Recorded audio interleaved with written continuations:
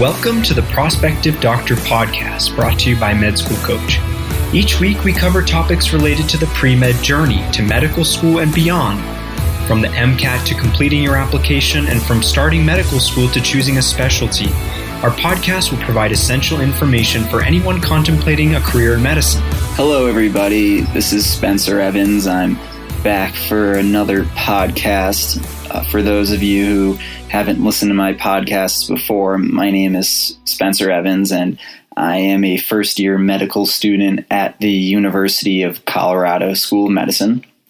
And during this podcast, I want to talk about something that took a lot of time for me to adjust to during my first year of medical school, and it's actually something that I'm still dealing with. It's getting used to the fact that in medical school, you are likely not going to be the smartest of your peers.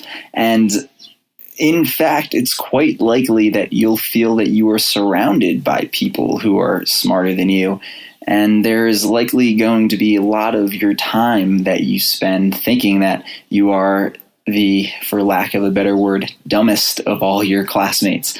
And rest assured, it's something that a lot of us deal with, I promise you. And everyone deals with it in a different way. So when you inevitably feel this way, please remember that you are not alone.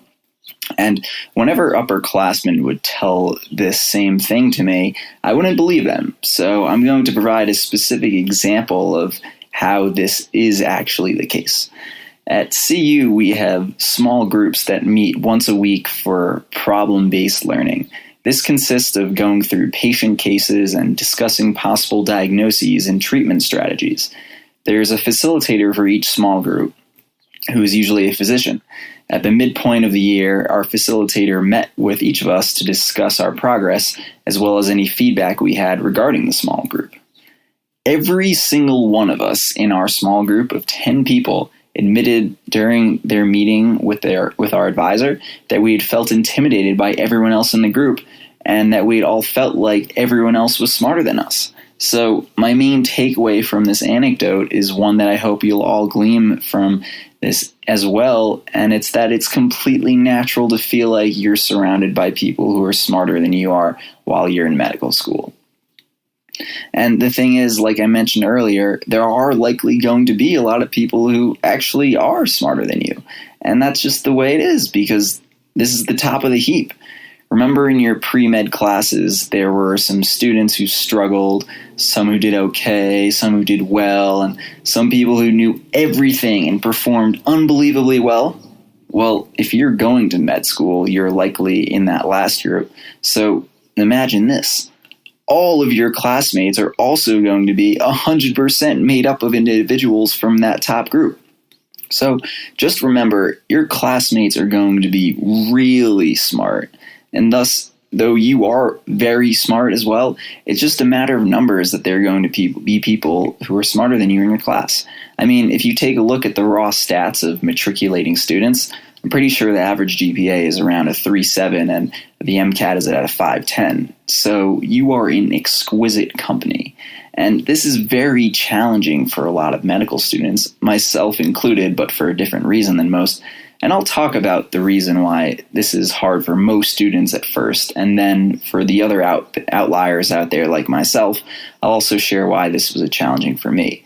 And so no matter who you are, you should know that you're not alone. Anyway, you're all going to med school in the fall. Congratulations. It's an incredible accomplishment. And most of you likely crushed it academically in high school and again in college and again on the MCAT. So here you are, the winner's circle. But there it is. You have yet to be in a position where you weren't the most superior academically. So when you do finally get to med school, boom, pow. It's the craziest thing ever because you finally are in that position of feeling inferior. And it is a hard adjustment because not only is it challenging enough just to pass these classes, when you get your scores back and you're stoked that you somehow learned enough to actually pass this crazy anatomy class, then you look at the class average and you scored a few standard deviations below the mean. Ouch. And it's not just the test scores. Med school is filled with group work. There are required classes like PBL, which I mentioned before, as well as study groups in which you'll study with your classmates and do practice questions together and discuss your answers. In these situations, it's hard as heck when your classmates are diagnosing patients with mitral stenosis when you don't even know how to interpret a heart sound. The point I'm trying to make is, while it's already anxiety-provoking to have to learn all this material, it adds a completely another element when you feel like you aren't learning as much as your classmates. That last category is something that I struggled with a lot in particular. I'll admit it, I was never a straight A student, not in high school or in college. I was your typical A's and B's guy. So unlike that category of student who most incoming MS1's fall into, which is a heck of a lot of you, because I know that most of my classmates were those straight A students, I've been pretty used to being the person who just did all right on tests. What stood out on my application was definitely my extracurriculars. Anyway, what I did not have a chance to adjust to while I was in high school or undergrad was that large amount of group studying and small group discussion activities that I had mentioned before. Because being that person in a social group who feels completely lost does not feel good, especially when when it seems like everyone else knows everything so well. But anyway, enough about all these feelings. Here are some strategies for how to deal with this situation. First, figure out what type of learner you are. If you actually do learn best in those group settings, then by all means, keep at it. But if you're like me and you actually learn best through individual study, it's going to be a waste of time to study in a group setting, and it's likely going to leave you feeling like crud when your classmates who do thrive in that group study setting are nailing practice questions and explaining concepts that you have no idea anything about. And it does take a significant amount of trial and error to figure out what type of learner you are. I've touched on this in some previous podcasts, but you really need to try a lot of different learning strategies and see how you perform on tests and see how much you're able to retain based off certain strategies to figure out what works for you.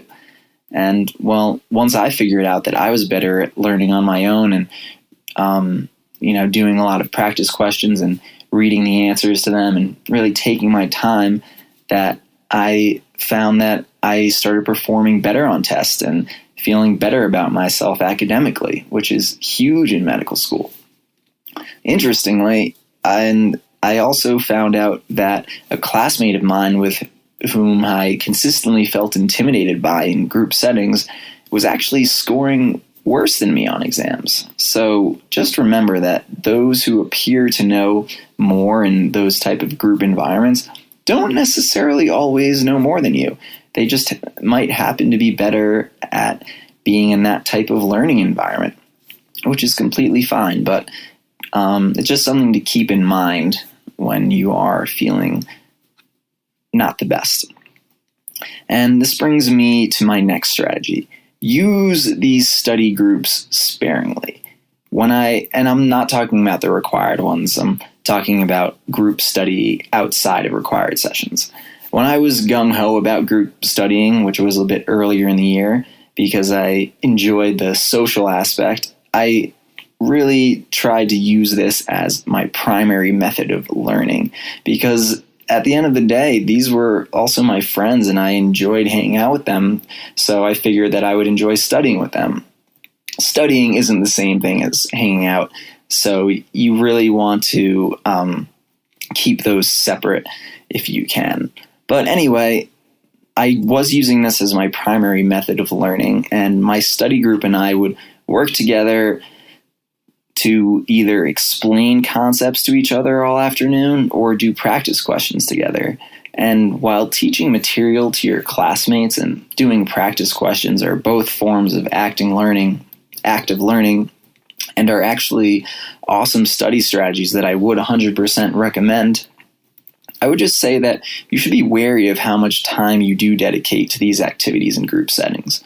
Teaching is great, but if you're spending 1 hour teaching a concept to your classmates in exchange for 3 hours of sitting and listening to your classmates teach you, then you're hitting a 1-to-3 ratio of active to passive learning. So you want to be wary of that. And in terms of practice questions, I found that it is much more time efficient to do questions individually. And then if you want to do group study, link up after you do the questions individually to discuss particular questions that you had difficulty with, rather than sitting in a study room together and going through a question set one by one, because people work at different speeds. Personally, I like spending more time on questions and reading the explanations that are provided by, for our school, there are a lot of questions on Canvas and Lecturio, and the answers prompts. When you submit an answer, it prompts a explanation, and I really enjoy taking my time and reading through them versus other classmates of mine are a little bit quicker, so they finish the question before me, and they also don't really necessarily enjoy reading the explanations. So in a group setting, I found myself rushing to pick an answer so as to not hold the group up, and then I also wasn't even reading the explanations that were provided. So I really would be aware of what type of learning you're doing in the group setting and making sure it's a high yield usage of time. And the other strategies I'd like to discuss are more mental approaches. The first of which is to be kind to yourself. And remember that while your classmates are going to be studs, you are 100% a stud as well. There's a reason why you were admitted, and it's because you're insanely smart. Even if you think you were admitted mostly for impressive extracurriculars, remember that the admissions committee wouldn't have offered you a spot if they didn't know without a doubt that you were strong enough academically to handle a medical school course load. So be your biggest fan. Don't compare yourself to your classmates. It's okay to root for yourself and be kind to yourself. And finally, try to laugh at it all. Even the least competitive among you and among med school classes are going to be competitive.